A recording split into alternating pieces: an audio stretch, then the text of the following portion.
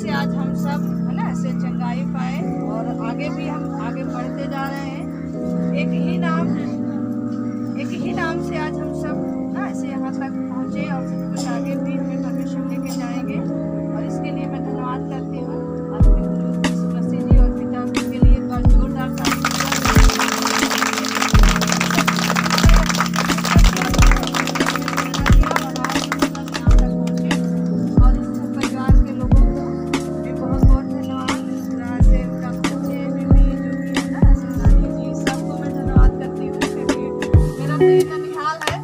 और सचमुच पिता का धन्यवाद है। तो यहाँ काफी टाइम से बहुत साल से हो रहा, लेकिन पिता का धन्यवाद शुरू में बहुत आए, लेकिन आज 4 साल लगभग हो गया। 4 साल के बाद आज मैं यहाँ पर परमेश्वर मुझे लेके आए हैं, क्योंकि सचमुच पिता ने कहा ना कि यीशु मसीह जी के द्वारा बताया कि समय और काल का ज्ञान किसके पास है, मेरे पिता के पास ना। तो सब कुछ जो भी काम परमेश्वर हमारे जीवन में करते हैं वो अद्भुत करते हैं, उसको हमें समझने की जरूरत होती है। और काफी टाइम कई साल के बाद आज मुझे यहाँ लेके आए, मैं बहुत आनंदित हुई आप सबके बीच में और अच्छा लगा कि सचमुच जो ऐसे इस भाई ने इतना परिश्रम किया, सब जानते हैं उसके परिश्रम को, किस तरीके से वो परमेश्वर के काम को बढ़ा रहे हैं, कैसे कैसे परमेश्वर की इक्लेसियाओं में पहुँचते हैं और कितना परिश्रम करते हैं। सारा लीडर्स जानता है, परमेश्वर उनको बहुत सारा आशीष बरकत का जीवन दे चुके हैं परमेश्वर के नाम से। और जैसे आप सबने अभी बहुत सारी गवाहियों को ऐसे बताया अपने अपने जीवन में जो भी घटनाएं हुई और वचन से परमेश्वर ने हमें उत्साहित किया सभी भाई बहनों के द्वारा, वैसे हमारे भी जीवन की गवाहियाँ हैं। 2011 में सच्चाई को हमने पाया और सभी महान लीडरों को धन्यवाद करते हैं कि सचमुच परमेश्वर उनमें होकर के हमें प्रेरणा दिया और आज हम सत्य के मार्ग पर चल रहे हैं, क्योंकि हमारा यीशु मसीह जी ने भी बताया ना कि सत्य और मार्ग और जीवन मैं हूँ, बिना मेरे कोई पिता के पास नहीं पहुँच सकता। तो कोई ना कोई तो हमको बताता है, तब हम उस रास्ते पे चलते हैं ना। तो परमात्मा का धन्यवाद है। और जैसे हमारे भी जीवन में बहुत सारी गवाहियाँ आई, परमेश्वर ने बहुत बड़े बड़े अद्भुत काम किए, छोटे मोटे नहीं किए। अभी आप सब ने बहुत सारी गवाहियाँ दिया, किसी के जानवर में प्रॉब्लम आया, किसी के शरीर में, किसी के और चीज़ों में। तो हमारे भी घर में बहुत सारे हालात आए, लेकिन उन हालातों का सामना किसने करना सिखाया? हमारा यहोवा परमेश्वर ने। अभी वचन आया ना कि सेनाओं के यहोवा का यही वचन है ना, यही वाणी है।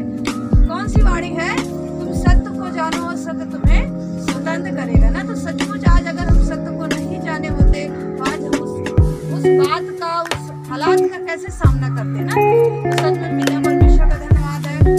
हमारे भी घरों में बहुत सारी ऐसे हालातें आई, बेटे के ऊपर, पापा जी के ऊपर, मम्मी जी के ऊपर, लेकिन शैतान एक ही बात बोलता था कि तू ना होता तो उनको मैं सबको मार देता।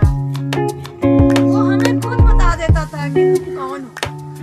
शैतान आपको डराने नहीं आता, बल्कि वो आपको उत्साहित करने आता है कि तुम किसकी संतान हो, याद करो।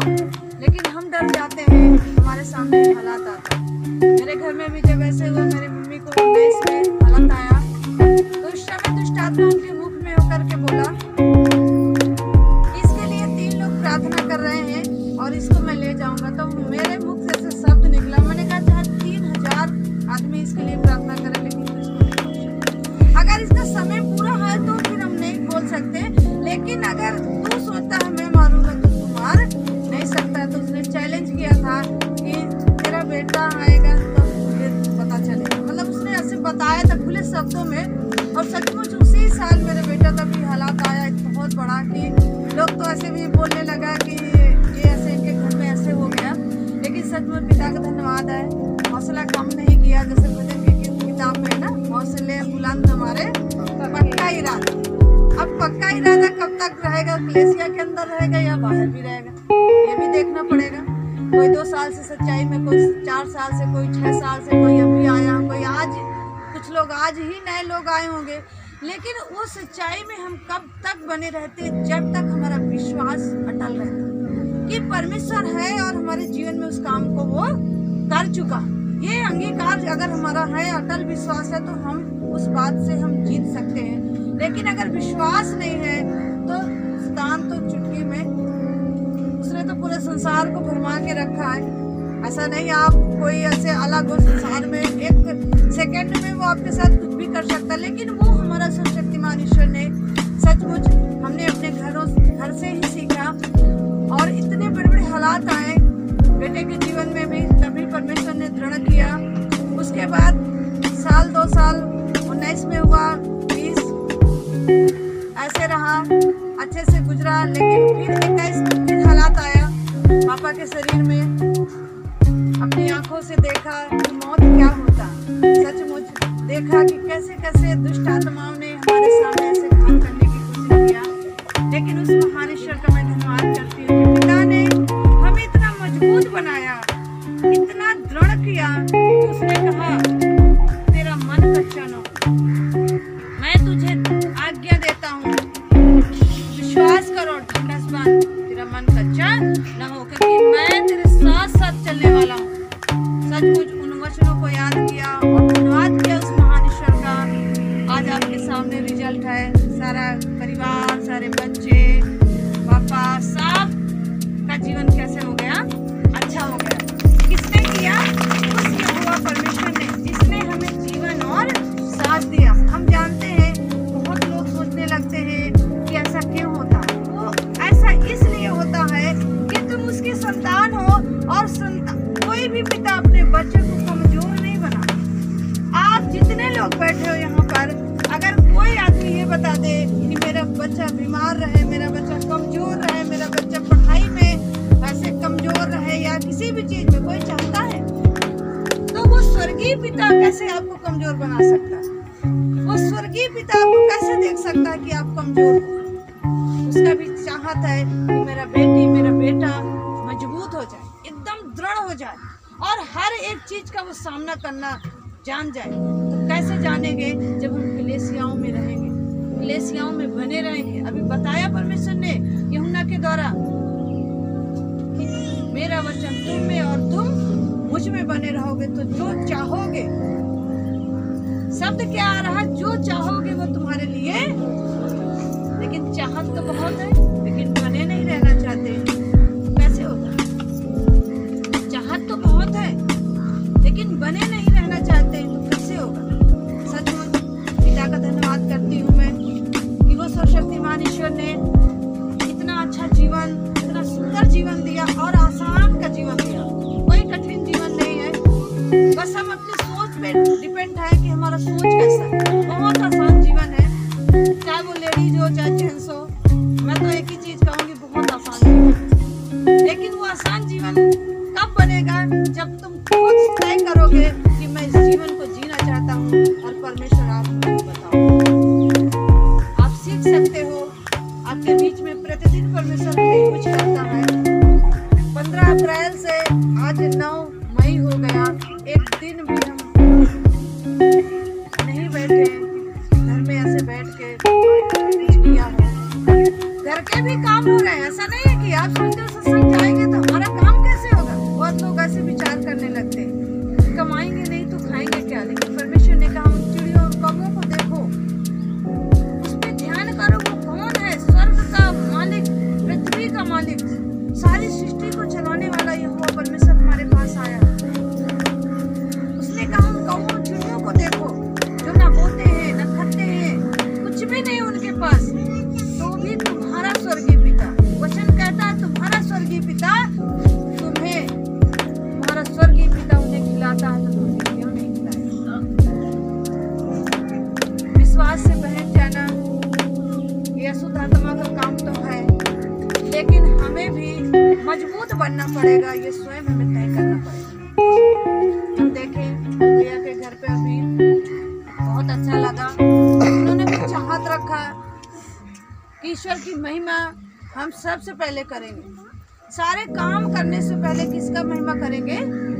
यहोवा परमेश्वर का, जिससे हमें सब कुछ मिलता है। हमने भी यही चीज चाहत रखा कि जैसे परमेश्वर ने हमें दृढ़ मजबूत किया, वैसे सारे मजदूरों में वो चिन्ह देखना चाहते हैं, वो चीज देखना चाहते हैं कि जो परमेश्वर ने हमारे लिए किया वो हम सबके लिए भी कर चुके। लेकिन तभी वो हो पाएगा जब आप ध्यान से,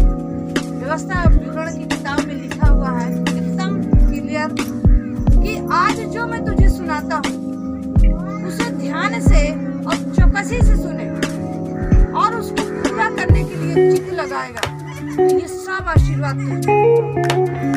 अब कौन व्यक्ति है जो आशीर्वाद नहीं लेना चाहता? एक आदमी हाथ उठाएगा, कौन आशीर्वाद नहीं लेना चाहता? आप नहीं लेना चाहते? तो क्या उठा रहे? जब सर्दी उठा देंगे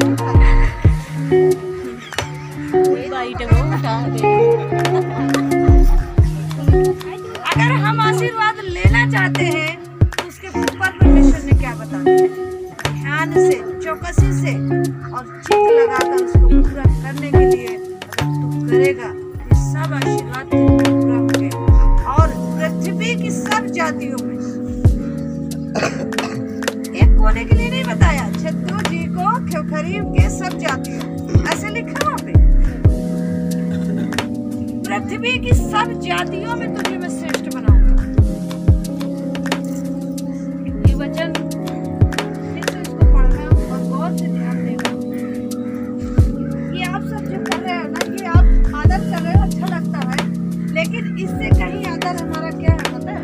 आप करते हो, ये आपकी खुशी है, लेकिन हमारा इस पे ध्यान नहीं है। हमारा ध्यान है उस शक्तिमान ईश्वर पे कि वो आज हमें क्या देना चाहता है, वो आज हमें किस रूप से हमें प्रकट करना चाहता है इस पृथ्वी में। परमेश्वर का वचन कहा, इसमें बताया कि पृथ्वी की सब जातियों में तुझे मैं श्रेष्ठ करूंगा और ये सब आशीर्वाद तुझ में मैं पूरा करूंगा। फिर उसने बताया, धन होगा तू नगर में, धन होगा तू नगर में, धन होगी तेरी संतान, धन होगी तेरे भेड़ बकरी आदि पशुओं के बच्चे, धन होगी तेरी कठौती, तेरी टोकरी, और लास्ट में बता दिया, धन है तू बाहर जाते समय और धन है तू भीतर आते समय। हर एक चीज में वो हमें धन्य बनाना चाहता है। क्या हम धन्य बनना चाहते हैं? सबका गर्दन हिल गया, सब बनना चाहता है, लेकिन क्या जो परमेश्वर हमें दे रहा है, जो हमें विधियां बता रहा है, जो आज्ञा बता रहा है, क्या उसके अनुसार हम चलना चाहते हैं?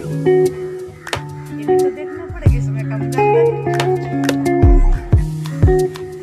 देखना पड़ेगा, हमें बहुत सारी चीजों का त्याग करना पड़ता है, बहुत सारी चीजें अपने अंदर मनन करना पड़ता है, बहुत सारी चीजों को परमेश्वर से सीख के लोगों तक पहुंचाना पड़ता है।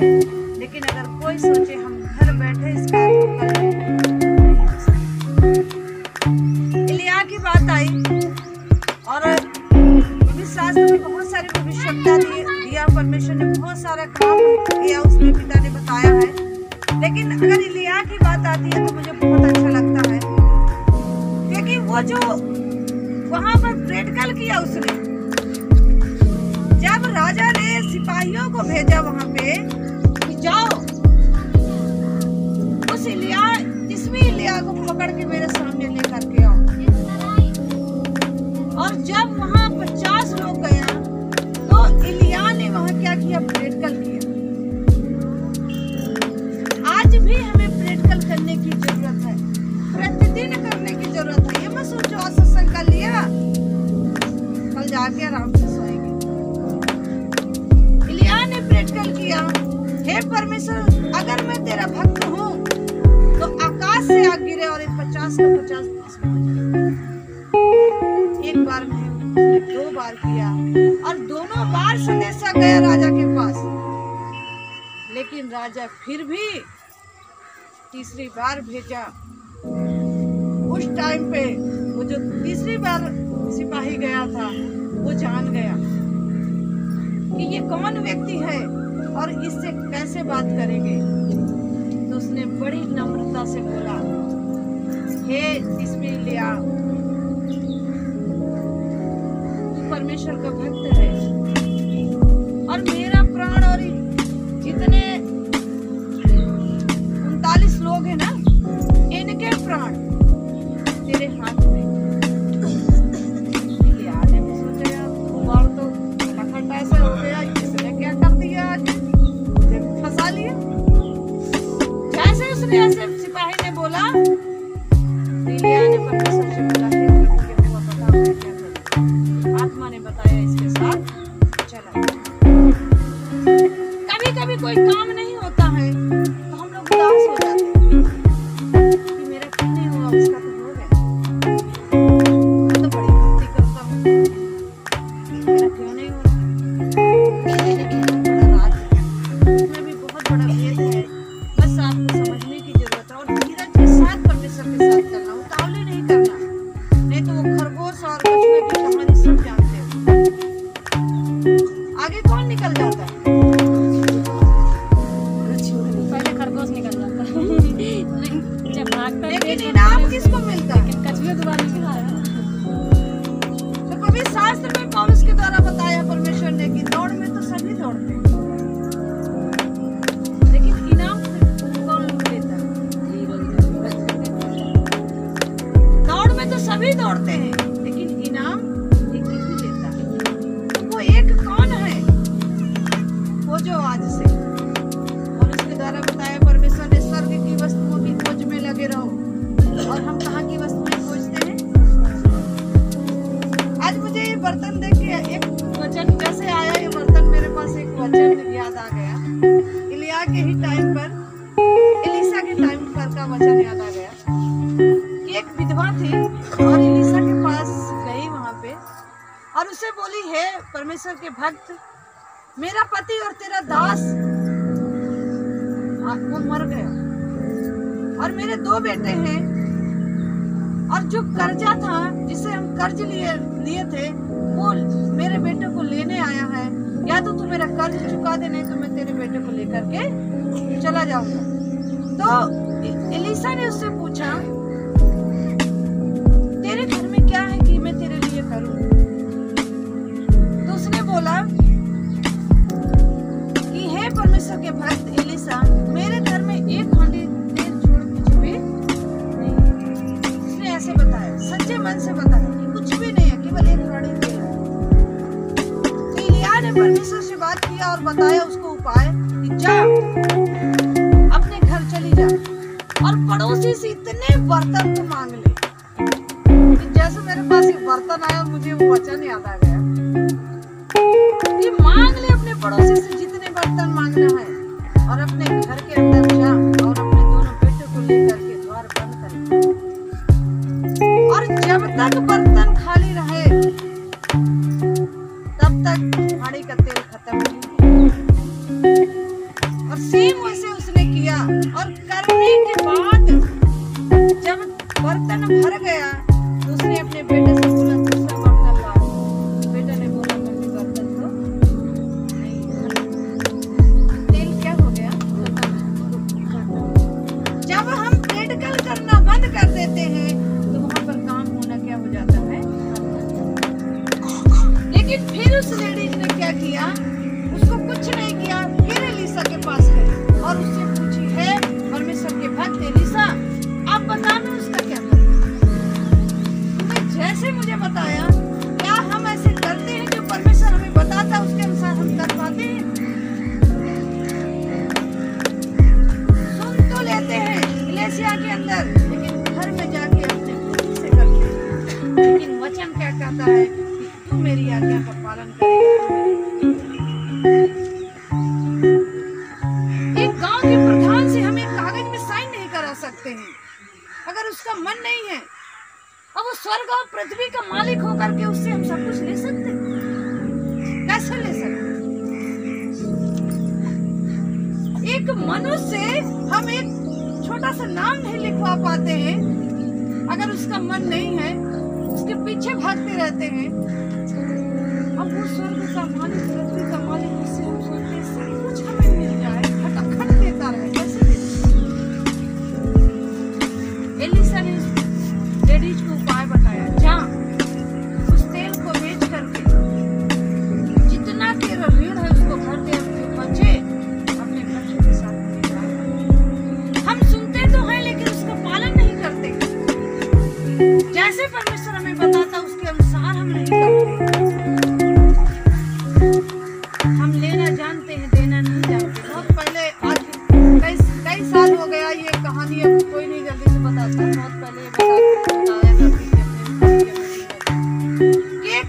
भिखारी था और उसके देने की आदत नहीं थी, लेने की आदत,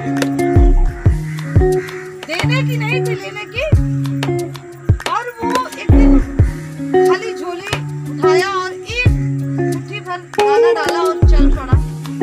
और चलते चलते जब रास्ते में गया, उसने सोचा आज मैं राजा के महल में जाऊंगा। और राजा के पास तो सब कुछ है। और जैसे वो रास्ते में जा ही रहा था कि राजा उधर से आ रहा था। अब राजा ने सोचा मैं पूछता। जैसे राजा अपने रथ को रोका और उस भिखारी से बोला, हे प्रभु मुझे कुछ दो। वो भिखारी फंस गया चक्कर। मैं तो लेने वाला, ये मैं तो सोचा था इसके हम आज जाऊंगा लेने। तुम जितने मजदूर भाई यहाँ पर बैठे हो, अपने आप को मजदूर मत समझो। तुम देने वाले हो, उस ईश्वर की संतान हो, तुम्हारे पास बहुत कुछ है। केवल एक बार मन बना लो, देखना कोई चीज की घटी तुम्हारे घर में नहीं होगी। जो परमेश्वर तुम्हारे पास है वो स्वर्ग और पृथ्वी का मालिक है और उसकी तुम संतान हो। और अपने संतान को अपना पिता कभी खाली हाथ नहीं रखता, वो देता रहता है जो चीज